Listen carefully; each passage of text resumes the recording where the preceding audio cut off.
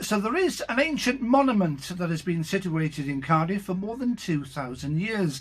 The Romans were responsible for building a fort on the site, but over the centuries there has been much change and many occupants. Joining me to discuss the history of Cardiff Castle and his book Cardiff Castle and the Marquesses of Bute is the recently retired curator Matthew Williams. First of all, good morning to you, Matthew. Good morning, Gareth. How are you this morning? I'm very well, thanks. Thanks for joining us on the show. It's a real pleasure. So first, we had the Romans back in the 1st century. Was there a reason why they chose that particular site, Matthew? Yes, there was. It's the lowest navigable point of the Taff, or rather I should say the highest navigable point. You can take boats up, and in fact to this day the river boat goes to just by the side of the castle.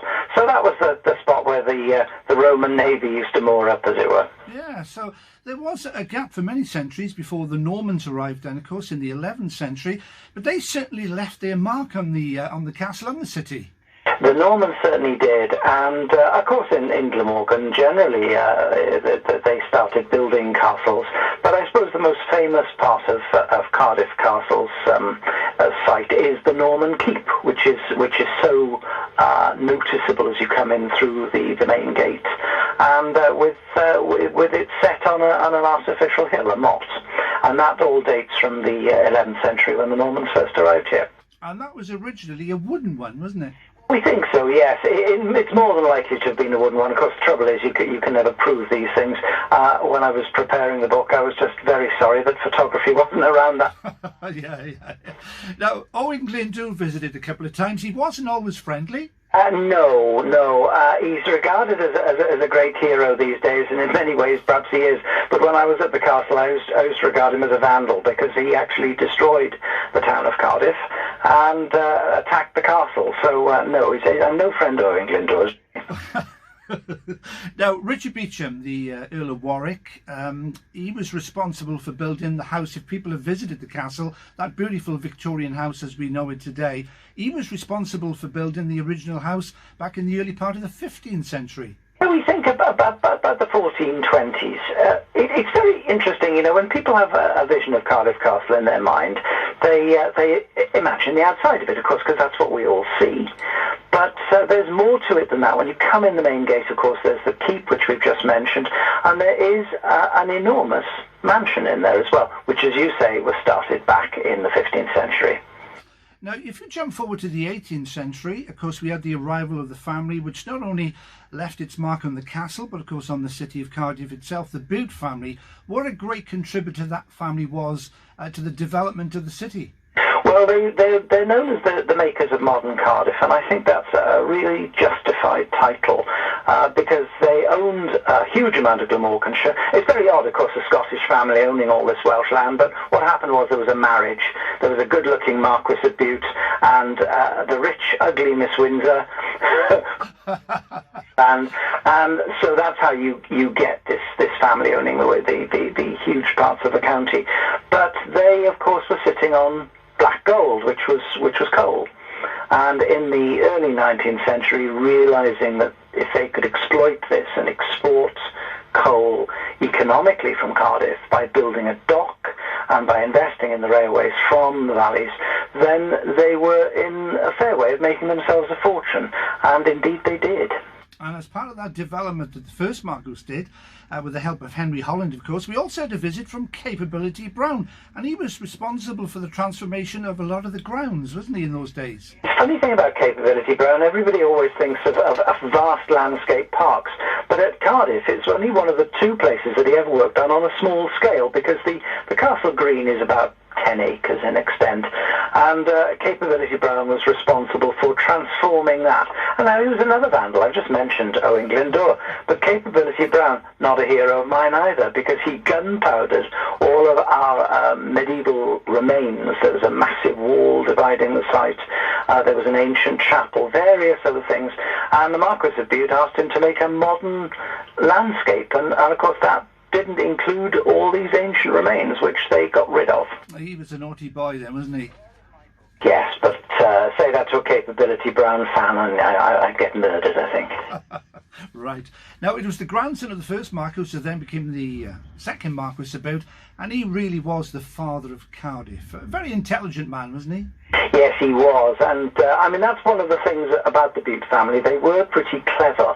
They're a sad family in many ways, is that a lot of the Marquesses of Bute don't live very long, but the second Marquess, for example, having created the docks, died at the age of only 54, but that was the foundation of the family's fortune, and the name Bute, which you see in streets and squares and crescents all over the city. Something like 80 place names in Cardiff, are derived from the Bute family and their associations.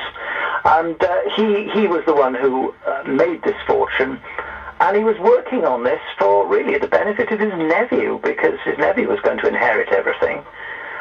Because Lord Bute didn't have a son of his own, and then shortly before he died, his wife gave birth, and they did have an infant son, who turned out, of course, as the result of his father's dying so young, to be called the richest baby in Britain.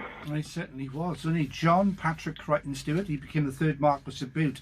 And, of course, we had this great collaboration then, Matthew, didn't we, between the third Marquess and a very eccentric Victorian architect by the name of William Burges. Yes. A lot of people may not know the name of William Burges, but they'll certainly know Castell because that, of course, is such an iconic landmark when you go along the M4 or you're going up the A470.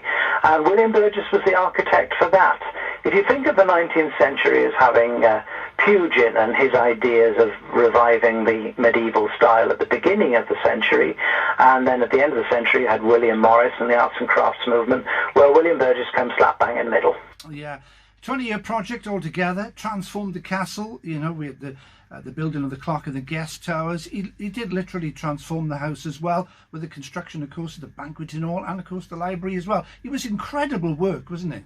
Yeah, and really, the workmen themselves, we don't know the names of a lot of them, unfortunately.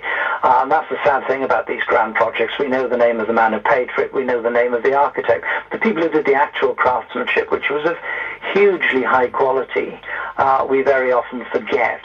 But your eye isn't allowed to rest when you go inside Cardiff Castle or Castell. It's just taking on from surface to surface in stained glass or mural decoration, tiles, carving, all of that sort of thing. It's a terrific building. By comparison, would you say that the fourth and the fifth Marquesses of Bute had a fairly quiet time?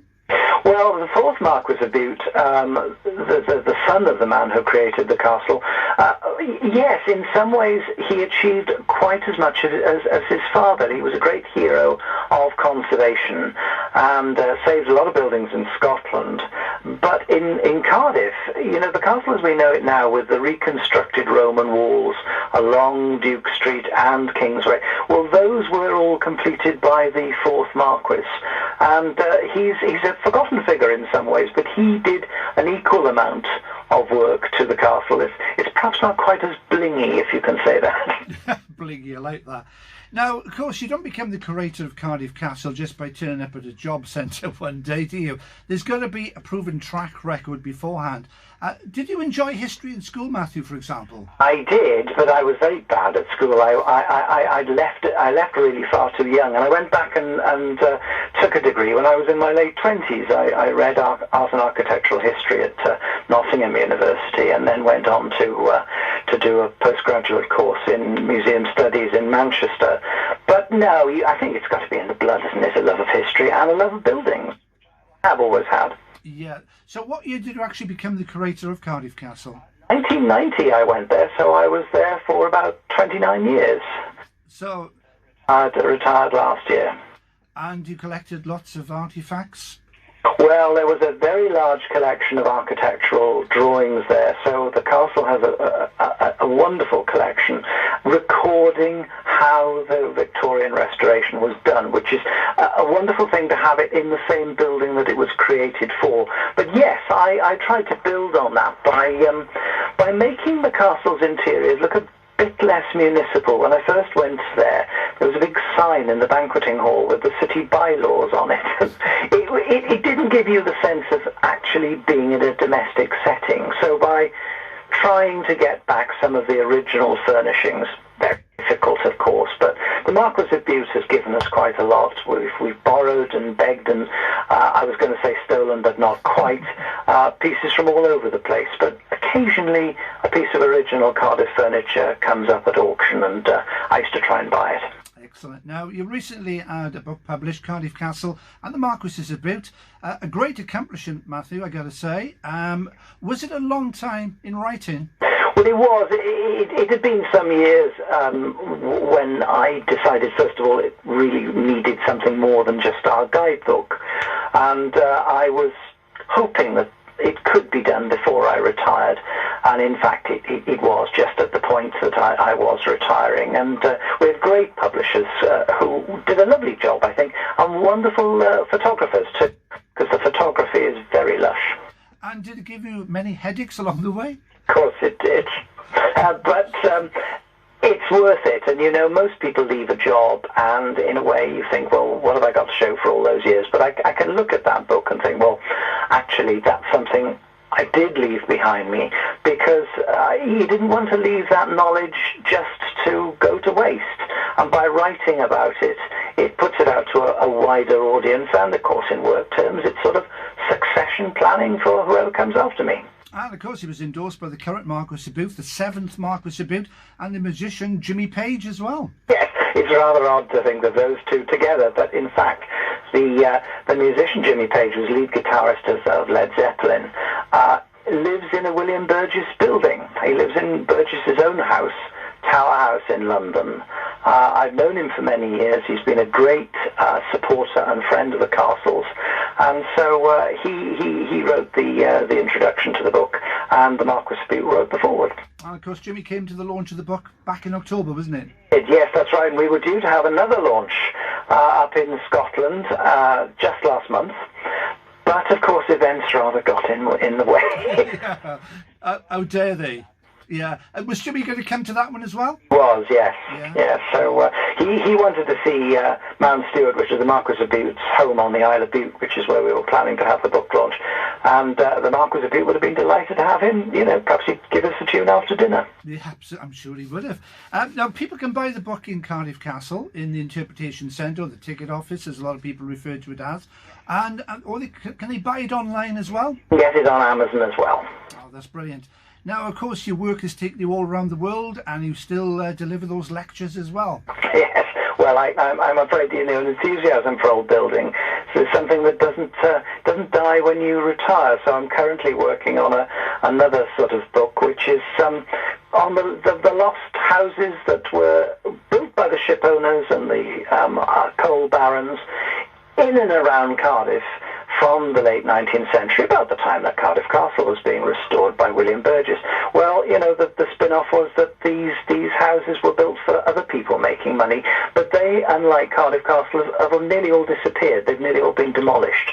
So I've been recording those, and I'm hoping to bring out the Lost Houses of Cardiff later on this year. I was going to say, I enjoy your retirement, but you're as busy as ever. Well, what's the point of doing nothing all day? It keeps the grey cells working.